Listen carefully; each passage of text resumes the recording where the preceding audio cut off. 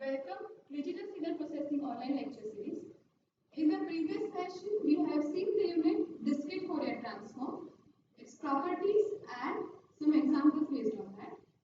Now in this session, we are going to see the next unit, which is FFT, Fast Fourier Transform. Now in this session, we are going to see the introduction of FFT. So first of all, let me tell you that FFT is the extended version of DFT. That means for more number of points. That means if n point DFT is there where n is in larger number, then if we want to find the DFT in very less time and effectively, FFT approach is used. So what is FFT? What are its structures? And what are the radix to DIT FFT and DIF FFT algorithms in this session? And in this unit, we are going to see the different examples based on that. So let's start with the introduction of FFT first in this session. So first of all, let us see efficient computation of DFT, which is called as FFT. So you can say that FFT algorithms are those algorithms based on DFT which gives the efficient computation of DFT. So when calculating DFT, as always we calculate n point DFT, that means 8 point DFT, 4 point DFT as we have seen in the previous sessions. We have seen the 4 point DFT matrix method, we have seen the formula method, we have seen the circular convolution where n indicates the number of points for the DFT. So we can say that n equals to r raised to v, where r is the radix or base for the FFT algorithm and v, it stands for number of stages for FFT algorithm. So if we consider that we have number of points given, let's say for example n equals to given to us is 8 and it is asked to do for base 2 algorithm how many number of stages required to design this FFT. We need to solve according to this formula and we need to find the number of stages required to find the computation of DFT, which is FFT. Okay, here in this session only we are going to see radix to decimation in time, radix to decimation in frequency. So what does radix indicates? That radix indicates the base for that. Let's say for example if we take n equals to 8 and if we take radix that is base 2, what will be v? So that will be n, that is 8, that is equals to r, 2 raised to v. So 2 raised to 3 gives us 8. That means this says that number of stages required for FFT is 3 based on this formula. So n equals to r raised to v is the important formula to understand FFT algorithms or for the data given to you to find the number of stages or to find the number of base or number of points for that. So let us consider some examples for that. So let us see first data. For radix 2, if we want to compute 8 point DFT, that is n equals to 8, as we have seen earlier, 8 equals to 2 raised to v, which will give v equals to 3. That means number of stages are 3. So here if you want to compute the FFT, we need to have 3 stages where input is given to first stage, output of this first stage is given to the second stage, the output of the second stage is given to the input of third stage, and then at the output side we will get the combined output of this FFT system.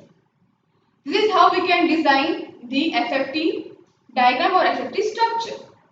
Let us consider one more example. Here the data given to us is to find the number of stages required if n equals to 16 and radix 2 is used. So let us see how we can solve this.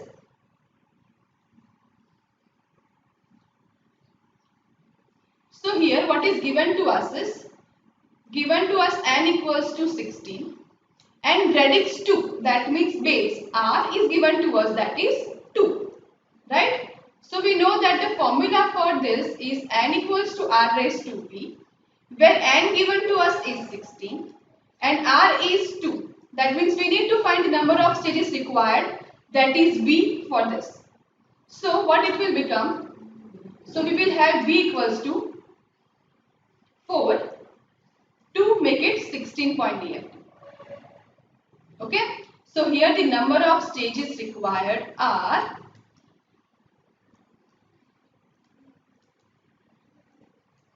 4. Okay. That means what? We need to have stage 1, stage 2, stage 3 and stage 4, to which the input is given, and at the output of stage 4 we will get the output for this n equals to 16 FFT algorithm. Okay, this is how you can find the number of stages or radix or number of points in the particular DFT for FFT computation or FFT algorithm. Now, it may be asked to your shorter marker question or short questions where 1 marker question is there and it is asked you to find the number of points where radix and number of stages are given to you. You can find using this formula. So this kind of examples are useful for you for such 1 marker or 2 marker questions, that means short questions in your examination. So you need to target this formula and based on that the data may be varied. Okay, so it is quite easy. Let us see one more example. So the next example is to find the number of stages required if n equals to 16 and base given to us is 4. So again we are going to do the same procedure. So let us start with this data which is given to us. Here what is given to us is n, that is equals to 16, and r that is given to us is 4. Okay. So using the formula n equals to r raised to v, we can say that n equals to 16, r equals to 4 and this v equals to 2, right? Because 4 raised to 2 will give 16. So here v, that is number of stages, are 2. Okay, that means we'll have stage 1 and stage 2. Input to this is given to S1 and then the output is given to the input of S2, and here at the output of S2 we'll get the final computation. Clear? Let's see one more variant of the example.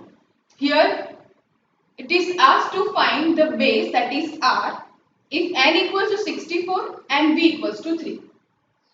So here base is to be asked to find out instead of number of stages. That means number of stages are given to you. You need to find the radix or else base for that. So what you will need to do is, we need to know the formula, that is n equals to r raised to v, where r is not given but n and v are also given, right? So same way we can find using this formula, that is n equals to r raised to v, where n equals to 64 and r is to be found out and the power of this is 3. Okay. Now what will be the value of r? So here to get 64 and the power 3, we will get 4 into 4 into 4, that means 4 into 4 16 and 16 fours are 64. So we can say that the base is 4, right?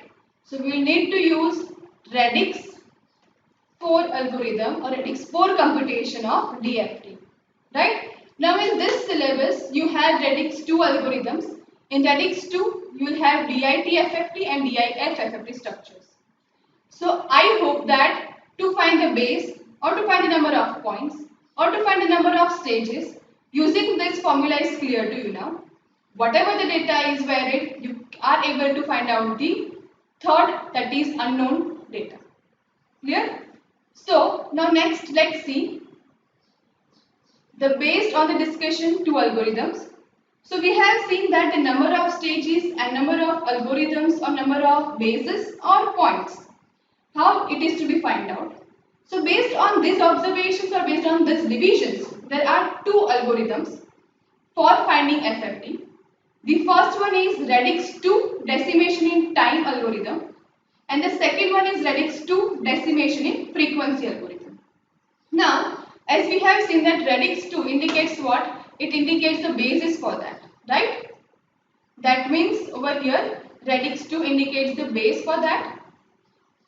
So here it indicates R, that is 2. Here also indicates R, that is 2, that is radix 2 is used. If radix 4 is there, the R is 4 and likewise. So radix 2 decimation in time, it stands for DIT-FFT algorithm. So whenever it is asked in your exam to obtain DIT-FFT algorithm, it means that decimation in time fast Fourier transform. Same way, DIF-FFT, that is the second one, that stands for decimation in frequency fast Fourier transform algorithm. Okay, so these are the main two algorithms that we are going to see in the next upcoming sessions. We will see the structures for radix 2 decimation in time algorithm, and we will see the structures of radix 2 decimation in frequency algorithm. Alright, we will call it as butterfly structure, and why we call it as butterfly structure, that we will understand after seeing the structures of radix 2 FFT and radix 2 DIF FFT. Okay. So I hope that the formula and based on that the examples are clear to you now. These are the references. You can refer to the textbook and according to the GTU syllabus. In the next session, we are going to see the different structures and the examples based on that. It is very important because the inputs, how it is given, how the stages are defined according to the number of points, and how the output is calculated to each and every stages, that we are going to in the next session. Thank you. Thank you for listening.